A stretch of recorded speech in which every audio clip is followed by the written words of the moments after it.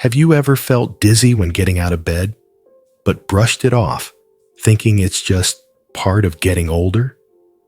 What if that tiny moment was your brain whispering a warning? Tom was 67, newly retired, and looking forward to quiet mornings with his wife. But one January morning, a simple habit nearly changed his life forever. He stood up too fast, and the world tilted. Seconds later, he collapsed. That day, Tom learned something few doctors explain clearly. Stroke risk doesn't begin with a dramatic moment. It builds silently every morning.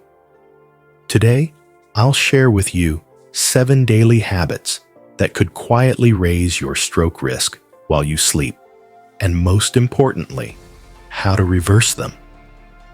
Some of these might surprise you, but stay with me, because knowing what to do in those first few minutes after waking could protect your brain for years. Let's start with Tom's story. Number 1, jumping out of bed too fast. Most people think strokes strike like lightning. But for Tom, it started with standing up too quickly. Tom and his wife, Ellen, had just moved to a little cottage in Des Moines. It was the kind of place you retire to. Quiet porch, blooming roses, and finally, time. One winter morning, Tom opened his eyes to soft light coming through the curtains. Like always, he swung his legs over the side of the bed and stood up quickly, ready to make his coffee. But this time, something was different. The room tilted, his knees buckled. He barely caught the edge of the dresser before collapsing.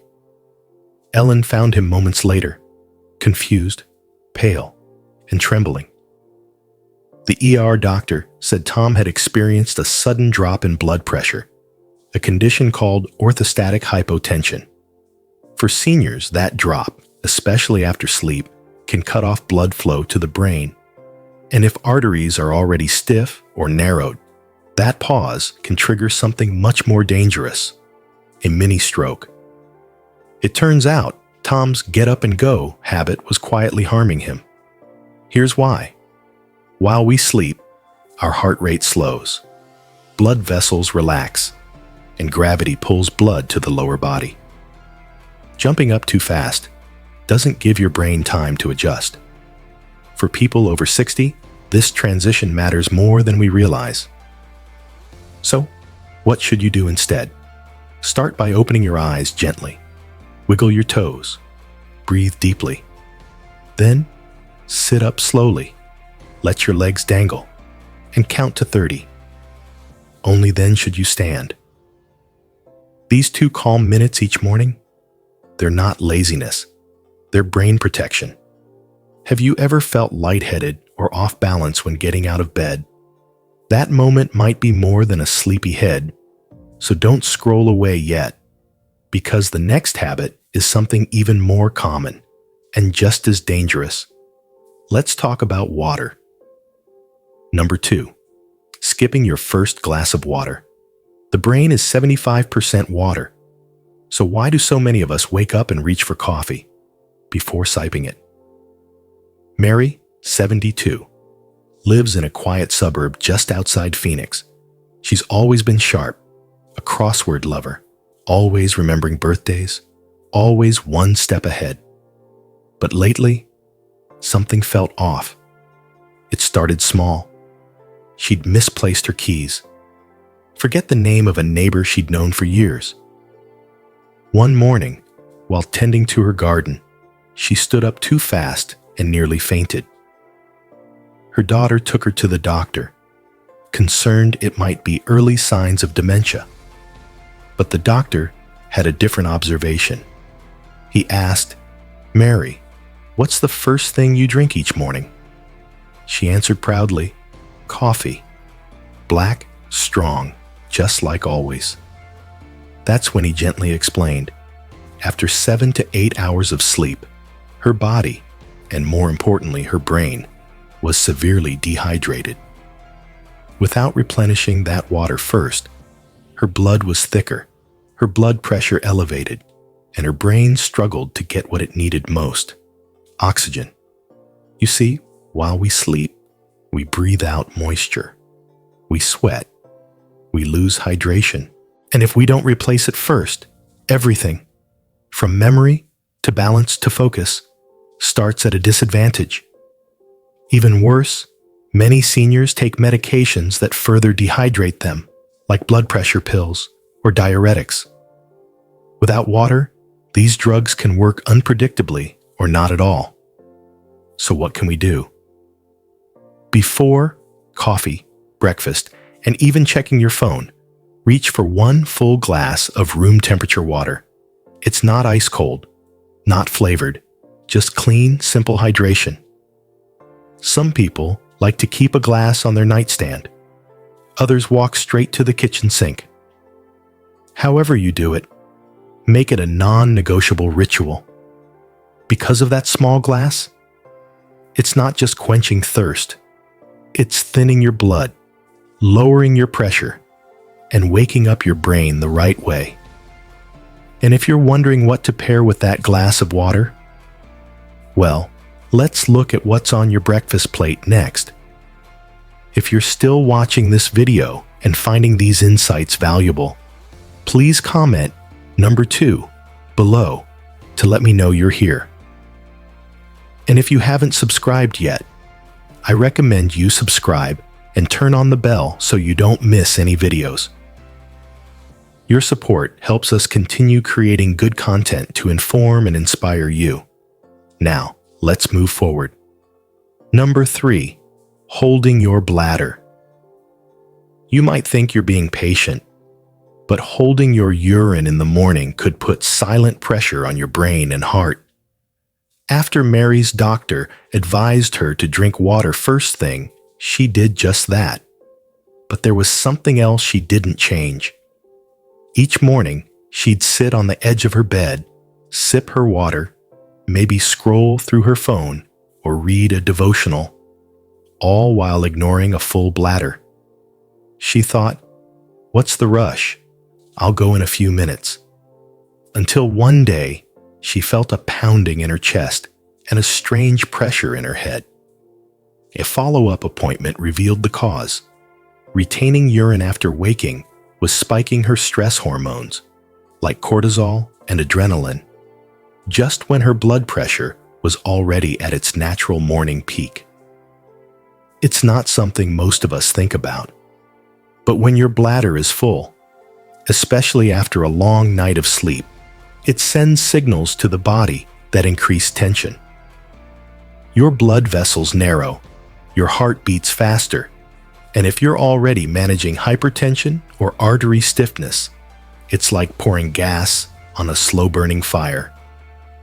Several studies have found that early morning strokes and even irregular heart rhythms are more common in people who delay urination upon waking.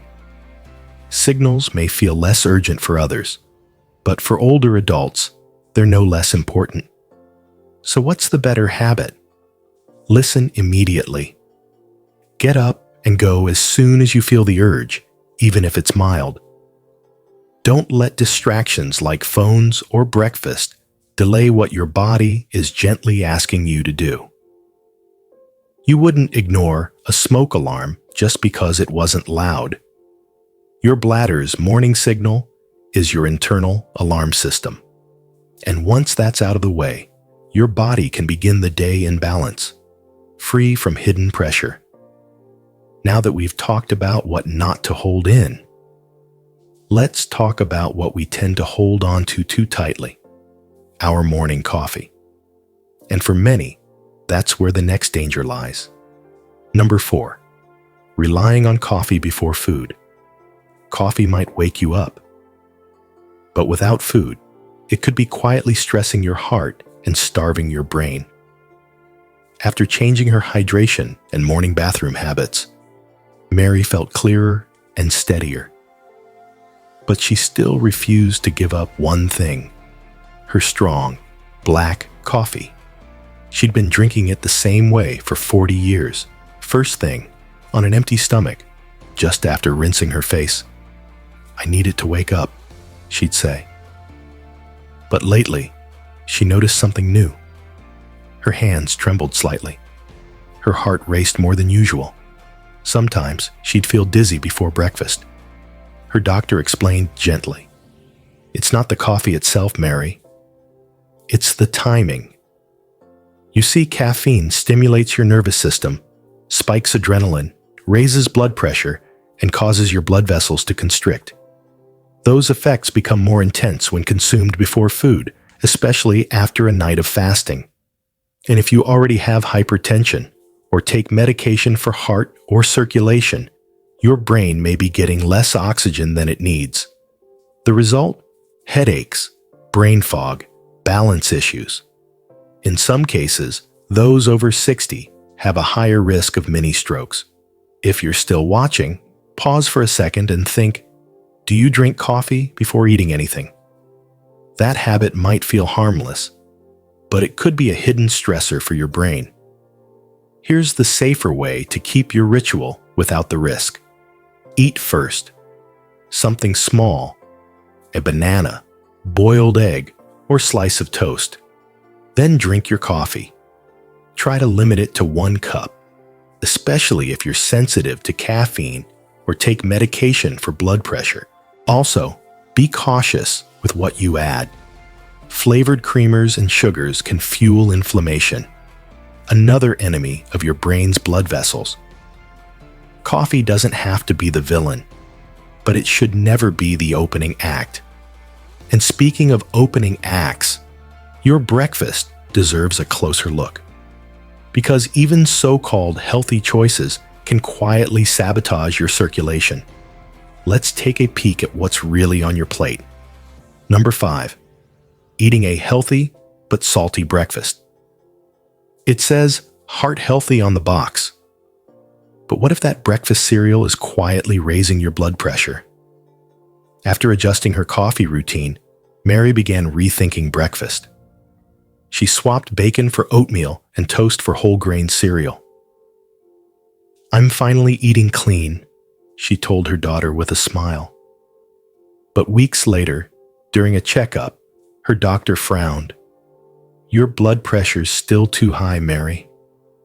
Let's look at your breakfast choices." Together, they examined the boxes she'd proudly brought in.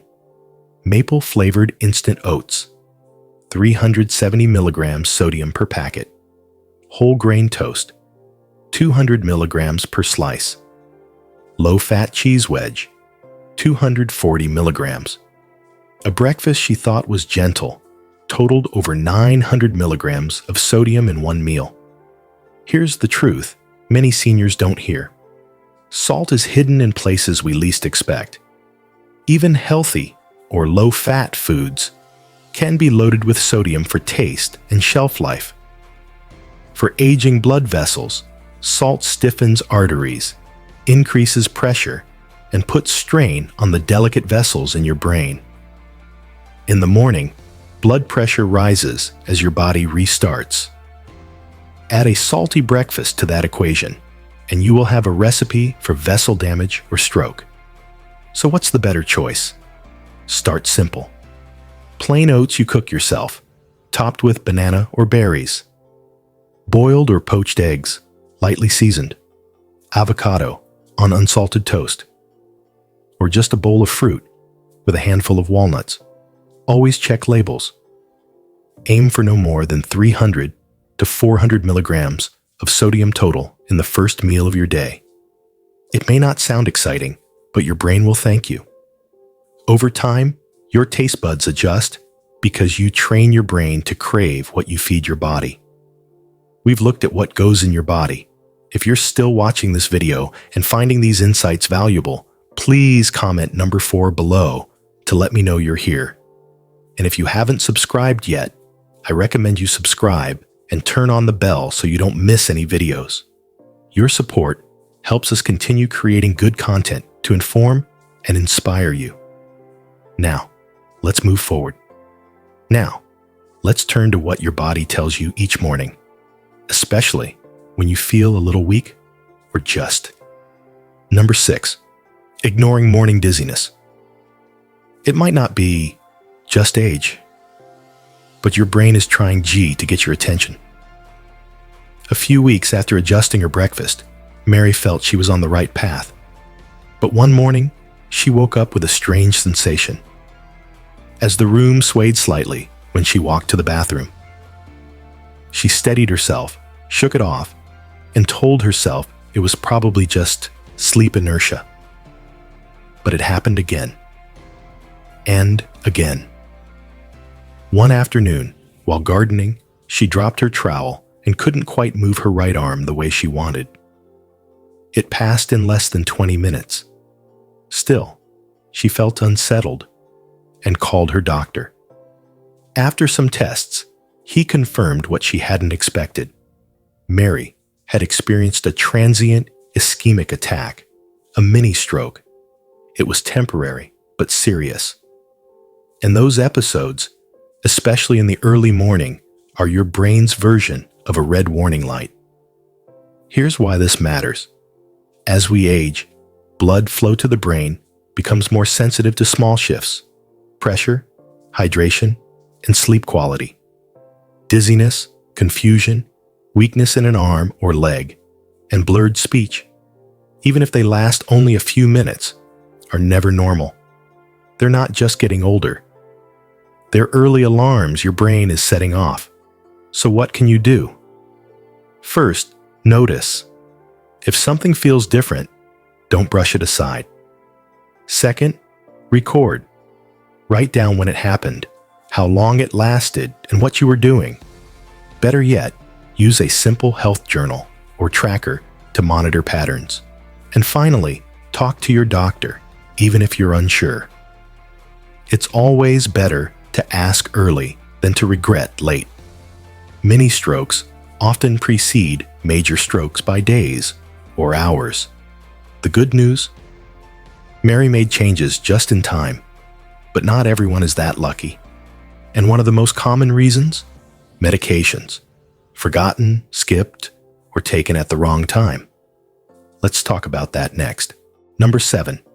Skipping or mismanaging medications. It's just one little pill. But taken late, skipped, or doubled, it can tip the scale from protection to danger. After Mary's mini-stroke scare, her doctor adjusted her medications and gave her explicit instructions. Same time every morning, with water, no skipping. It sounded simple enough, but even Mary, organized, attentive Mary, missed a dose here and there. Once, she couldn't remember if she'd taken her blood pressure pill, so she took another just in case. That afternoon, she felt dizzy. Her heart fluttered strangely, and she returned to the clinic. The verdict? Too much medication. Too close together. You see, medications for blood pressure, cholesterol, or blood thinning aren't just supportive. They're protective barriers, especially in the morning when your blood pressure naturally spikes. Missing them can leave you vulnerable.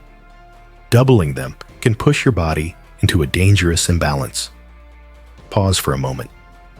Have you ever forgotten a pill? Or taken one later than usual without thinking twice?